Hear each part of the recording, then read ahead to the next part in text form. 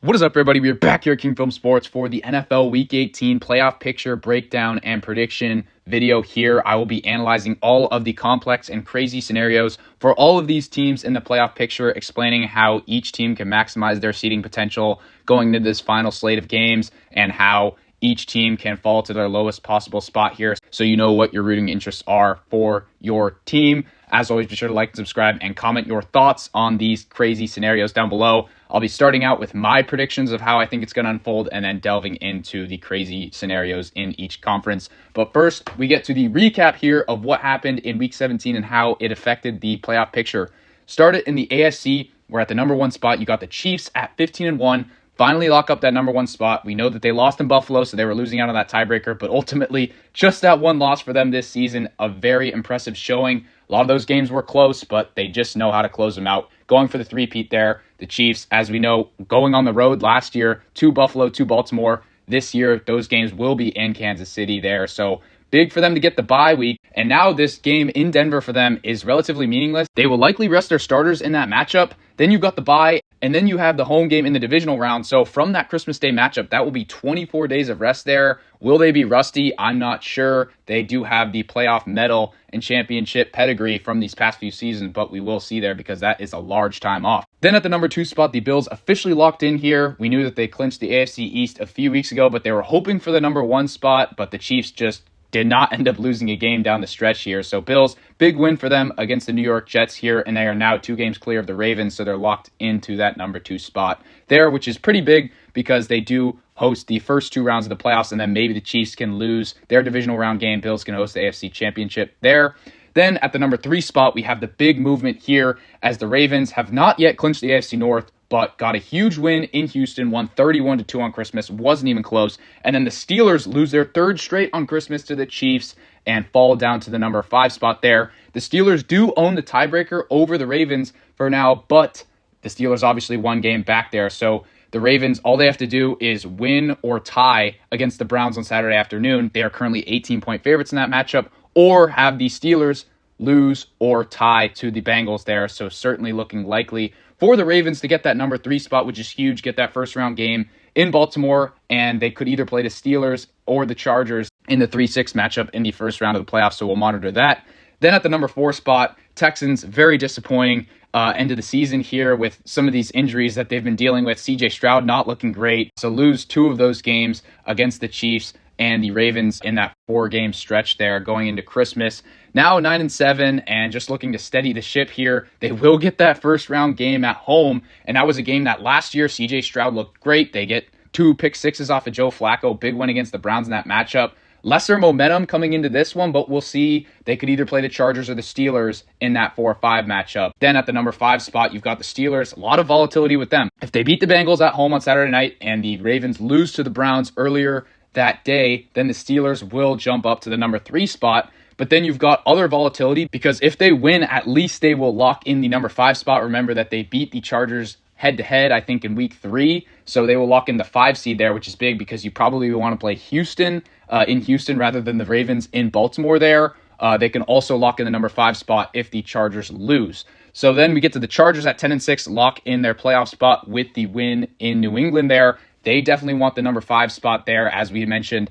At Texans, a lot easier of a game. So if they beat the Raiders in Las Vegas and the Steelers lose to the Bengals there, then they will get the number 5 spot. So interesting. And then the Broncos, they lost head-to-head to the Steelers in week 2, and then they got swept by the Chargers. So they can only get the 7 seed if they do end up making the playoffs. Obviously, a pretty bad loss in the Bengals game. That was a crazy game on Saturday afternoon. All they needed in that game was a tie, and it was looking like they might get it after Cade York doinks it off the upright there in overtime, but the Bengals do end up getting the heroic victory on the T. Higgins touchdown, so they stay alive there, but Broncos definitely looking good. They got saved by the Chiefs winning and clinching the number 1 seed because now the Chiefs resting players. Broncos currently a 10-point favorite at home against Carson Wentz and the Chiefs there, so all they need to do is win or tie in that matchup, and they are in. Alternatively, if the Dolphins and Bengals lose or tie both in their games, then the Broncos will kind of back their way in, but they definitely just want to seal up their fate and win against Kansas City at home there, and then they would end up playing the Buffalo Bills in the first round there. So pretty tough, but they're just looking to get in by any means necessary at this point. Then the Dolphins, Tua obviously out against the Browns, but they do end up winning a very ugly dogfight game there in Cleveland. So stay alive, and very much helped out by that Bengals win over the Broncos as well there. So you've got the Dolphins. All they need to do this next week is win in New York. I'm not sure if Tua will play or they will have to resort to Tyler Huntley again, but they will need to win in New York against the Jets and then have the Broncos lose to the Chiefs there. So that's their scenario. And then the Bengals, much more convoluted. They need to beat the Steelers on that Saturday night matchup. Obviously, the Steelers also very much want to win that matchup, so that one's going to be very entertaining. They need the Dolphins to lose against the Jets, and then they also need the Broncos to lose against the Chiefs there. So a lot already had to go right for the Bengals to even be in the hunt still, and they still need a lot there, probably around 5% chance that they make the playoffs at this point, and all of those teams would be the number 7 seed if they made it, so they would all go to Buffalo in the first round. Then we get to the NFC here, and very entertaining, at least at the top here for the number 1 seed as the Vikings vault into that spot for the time being. And they play in Detroit next week. I'm recording this before the Niners-Lions game, but nothing will really change there. As if the Lions beat the Vikings, then they will be the number 1 seed there and vice versa. So that will be a great game in Detroit. Obviously massive implications because you want the home field in their respective domes. They're great home field advantages. You do not want to be going outdoors potentially for 3 straight games just to get to the Super Bowl there, and you want the rest. So massive game on Sunday night between those two teams. Then at the number 2 spot, you've got the Eagles, who finally clinched the NFC East. Dominant victory against Dallas there, even without Jalen Hurts. And that's big because they want those home games in the link, in the inclement weather there, potentially in the playoffs with that powerful running game. And interesting to see who they'll play in the first round. In the 2-7 matchup, they could either play the Commanders or the Packers. Probably more likely that they'll play the Packers there, which will be a very interesting matchup. Remember, we saw that in Sao Paulo in week 1. How long ago was that? But yeah, that should be a very entertaining game if we do see that in the wildcard round. Then at the number 3 spot, the Rams finally clinched the NFC West. They actually did it on that Sunday night game. It was a very convoluted tiebreaker with the strength of victory, but with the Commanders' win, they do clinch the NFC West. They did get a very close victory against Arizona this last weekend. Even with the Seahawks win against the Bears on Thursday night, they are officially out of the playoffs there. But Rams are still playing for something in Week 18 as they have not locked up the number 3 seed yet. They could still fall to the number 4 if the Bucs win and they lose. And then you get to the Bucs here. Dominant victory at home against the Panthers there. Wasn't even close. They get to 9-7 and now have the division lead over the Falcons because of Atlanta's loss to the Commanders on Sunday night. So big implications there. And all the Bucs have to do is either win at home or have the Falcons lose to the Panthers there. Then 5 seed, as we mentioned, Lions already 13-2, just have to beat Minnesota in Week 18. And then the 6 and 7, this one matters a whole lot, as I mentioned before, because I'm guessing those teams would rather play the Rams or the Bucs, whoever gets the 3 seed there. So you're playing for a lot getting to the number 6 seed. And the Commanders, obviously big win against Atlanta, vault into the number 6 seed. They play at the Cowboys this next week. They already lost to them earlier this season. Will they play their players? Not really sure at this point. The Packers play the Bears at home there. They look to be playing their players, trying to bounce back from that tough loss to Minnesota there. So both of those teams clinched their playoff berth, but still playing for some seeding implications there. And then the Falcons, a very tough loss at Washington. They need to win and have the Buccaneers lose to the Saints there. So pretty tough because the Bucs are 14-point favorites at home against the Saints. Now we get to my official predictions, and tomorrow I will be giving out my game predictions and betting locks video here. But quickly going through these scenarios, nothing really changes in the AFC as we have the Chiefs and Bills staying in the top 2 seeds. Already have those locked up. I have the Ravens winning as 18-point favorites against the Browns. So they lock up the AFC North. And then at the number 5 spot, I have the Chargers leaping the Steelers as I have the Chargers winning in Las Vegas against the Raiders. Relatively easy game for them there.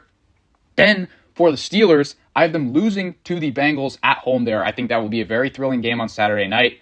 Maybe take the points with the underdog in that matchup because very tough to see the Pittsburgh Steelers under Mike Tomlin losing 4 in a row to end the season, but Joe Burrow's just playing great football at this point. So I have the Bengals winning very close in that game, which pushes the Steelers down to the 6th seed. Then they would play the Ravens in the first round. We'd see the trilogy in that matchup in the AFC North. And then the Broncos, I have them beating the Chiefs. Chiefs obviously resting their players, as we've already mentioned, so the Broncos would get the number 7 seed. Then in the NFC, I have the Lions locking up the NFC North with a win against the Vikings. I'm really not sure there. May as well flip a coin. I think it's going down to the last possession between those two teams, but Lions home field really does it for me, so I have them narrowly winning in that matchup against Minnesota. That one should be very entertaining. Then the Eagles already locked in the 2 seed. I have the Rams locking up the number 3 seed, although I'm getting conflicting reports about whether they will play their players against Seattle. The Seahawks are currently favored in that matchup, so maybe McVay just wants to rest some players, but I do think that they get the number 3 seed there and win that game.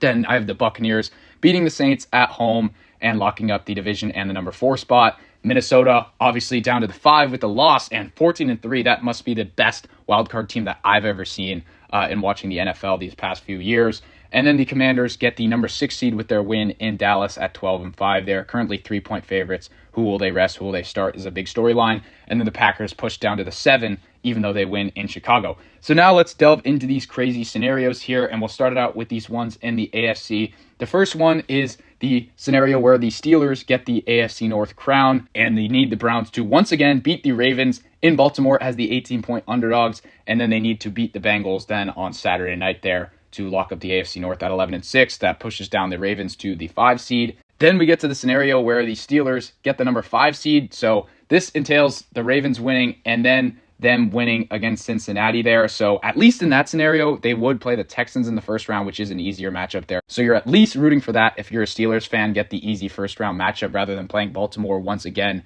in a tough environment. Then we get to the crazy scenarios for the 7 seed.